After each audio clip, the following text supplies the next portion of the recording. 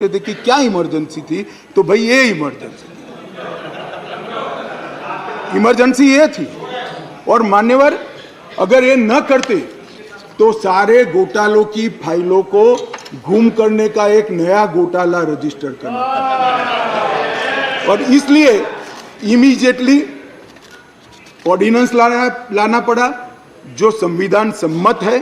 संविधान में ऑर्डिनेंस की व्याख्या और अधिकार ऐसे स्थितियों के लिए ही दिए गए हैं और सबको मालूम है जब ऑर्डिनेंस लेकर आते हो तो 6 माह के अंदर या सबसे पहले सदन के अंदर, जो सदन जब मिलेगा तब सदन के सामने रखना पड़ता है। तो आज मैं लेकर आया हूं। अब इसमें गैर संवैधानिक क्या है भाई बताओ तो?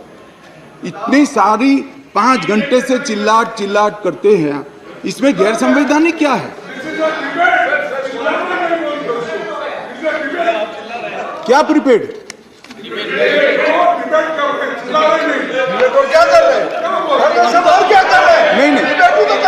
नहीं, एक सेकंड। मान्यवर खड़गे साहब की बात सही है, चिल्लाना शब्द निकाल दीजिए। बार बार रिपीटेशन के साथ इसको आप दोहरा रहे हो, इसलिए मैं बता रहा हूं बस। खड़गे साहब की बात सही है सर। मान्यवर अब ये विधानसभा के अधिकारों की बात करते हैं। हम सब ये सम्मानीय सदन के सदस्य हैं। सदन जब राष्ट्रपति महोदया आहूत करती है, बाद में इसका सत्रावसान होता है।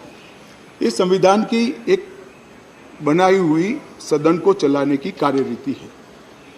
इस पूरे देश में एक ही असेंबली है जिसका सत्रावसान ही नहीं हुआ ना, सत्रावसान होता ही नहीं।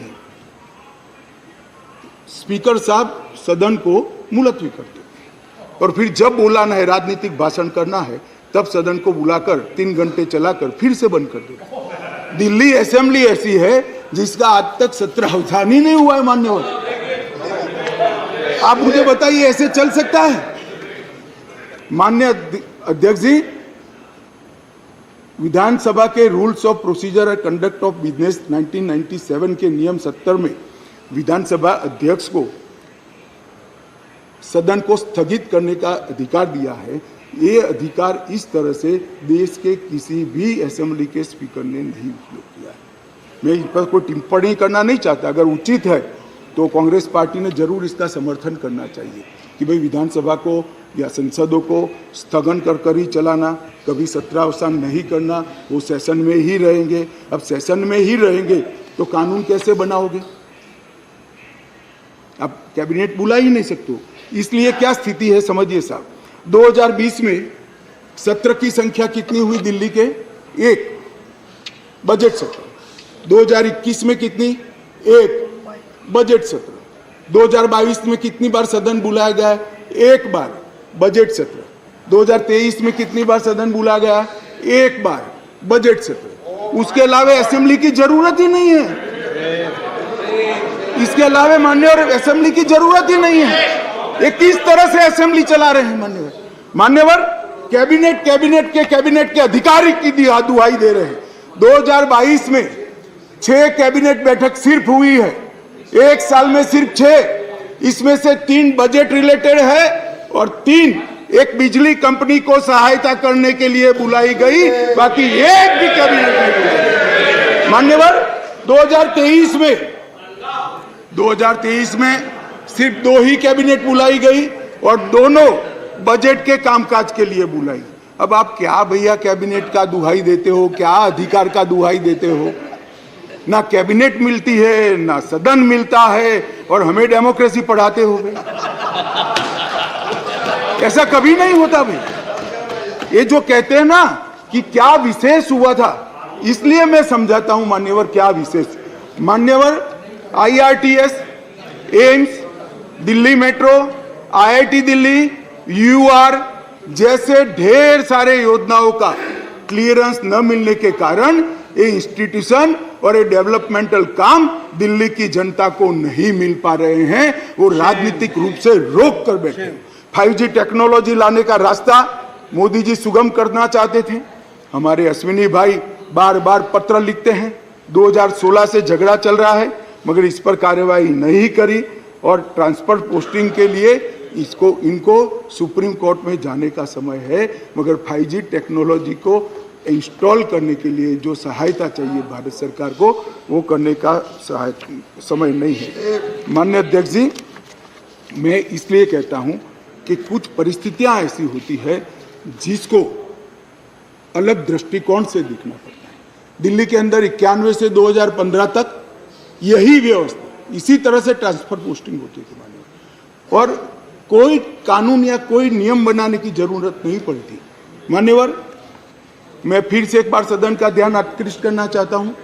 कुछ सदन के सदस्यों ने कहा कि ये बिल संविधान सम्मत नहीं है और संविधान के अधिकारों को ये बिल कानून के द्वारा संविधान सुधारने का प्रयास है। मान्यवर, मैं इनका ध्यान दिलाना चाहता हूं कि अध्यादेश और बिल के अंदर थोड़ा फर्क। अध्यादेश के अंदर धारा 3A है जो बताती थी कि दिल्ली विधानसभा को एंट्री 41 यानी सेवा मामलों पर कानून नहीं बना पाएगी, ये अध्यादेश के अंदर। फिर हमने इसको ध्यान से बारीकी से अध्ययन किया, काफी लोगों की राय भी ली और लगा कि ये एकदम वायोलेशन तो नहीं है संविधान का, मगर ग्रे एरिया है। इसलिए जो मैं बिल लेकर आया हूं, विधेयक लेकर आया हूं, इसमें धारा 3A को भारत सरकार ने ही हटा लिया है, इसलिए वायोलेशन का क्वेश्चन डज नॉट अराइज। धारा 3A को हमने हटा लिया है, अध्यादेश से हटाकर बिल में धारा 3A को नहीं डाला गया है। अब दिल्ली की विधानसभा को भी सेवा में कानून बनाने का अधिकार है, आप बना सकते हो, मगर केंद्र का कानून अभी जो बना है इससे कॉन्ट्राडिक्टरी कानून नहीं बना सकते हो, इतना ही है। माननीय अध्यक्ष जी, एक मैंने कह दिया, अगर 239 AAB एक बहुत बड़ी चर्चा चली कि मंत्रियों के अधिकार अफसरों को दे दिए गए।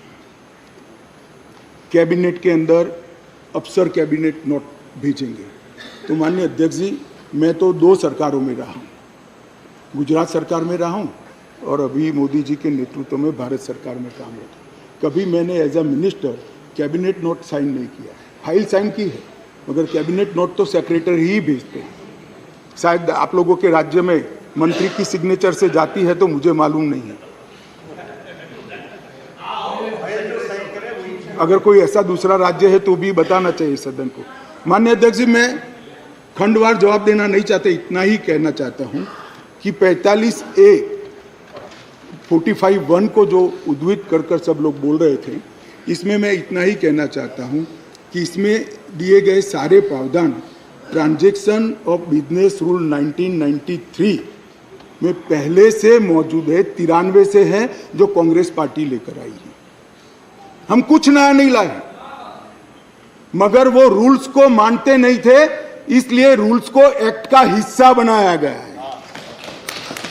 93 से रूल्स के हिसाब से दिल्ली चलती है, फुल स्टॉप कॉमा का फर्क नहीं है साहब इसमें। ट्रांजैक्शन ऑफ बिजनेस रूल 1993 जो है, जो कांग्रेस पार्टी ने बनाए थे, उसको ही हम एक्ट में आमेज किए हैं और इसलिए करने पड़े हैं कि एक ऐसी सरकार चुनकर आई जो रूल्स को मानती नहीं है, इसलिए एक्ट में डालना पड़ा। मान्यवर, ये सारे अधिकार जो है, अधिकारों का बंटवारा है, कार्य विभाजन है और कार्य पद्धति है, ये सारी की सारी कांग्रेस पार्टी ने बनाई है। अगर कांग्रेस पार्टी में अंतरात्मा है तो इस बिल का समर्थन करना चाहिए। मैं तो आपकी चीज को लेकर खड़ा हूं, मगर ये नहीं करेंगे, मुझे मालूम है मान्यवर, क्योंकि उनको गठबंधन बचाना है, उनको गठबंधन बचाना है।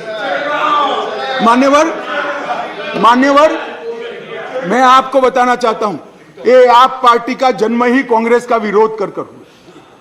लगभग 3 टन जितनी गाली कांग्रेस की सरकार को बोले और बोलकर सरकार में आए, और आज अनधिकृत अधिकार प्राप्त करने के लिए कांग्रेस का समर्थन ले रहे हैं। और कांग्रेस वालों को भी ठीक है, चलो हमारा गठबंधन बने। भाई मैं बताना चाहता हूं खड़गे साहब, जैसे ही आज शाम को ये बिल खत्म हुआ, पारित हुआ, केजरीवाल जी पलट जाएंगे, ठेंगा दिखाएंगे और कुछ नहीं होने वाला। तो उनका लक्ष्य हम नहीं है, उनका लक्ष्य हम नहीं है, कांग्रेस पार्टी है।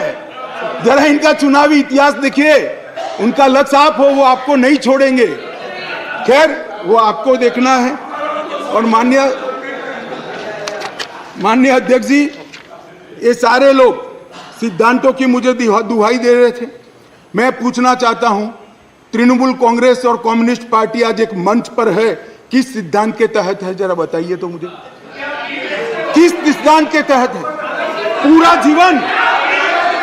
जीवन एक तृणमूल कांग्रेस पार्टी का जन्म ही कम्युनिस्टों का विरोध करते हुए हुआ है। कांग्रेस पार्टी से वो इसलिए अलग हुए, कांग्रेस पार्टी से इसलिए अलग हुए कि नरसिम्हा राव जी ने कम्युनिस्ट पार्टी से हाथ मिला लिए और आज सत्ता प्राप्त करने के लिए वो इनके साथ बैठे। एक कांग्रेस पार्टी और कम्युनिस्ट पार्टी केरल में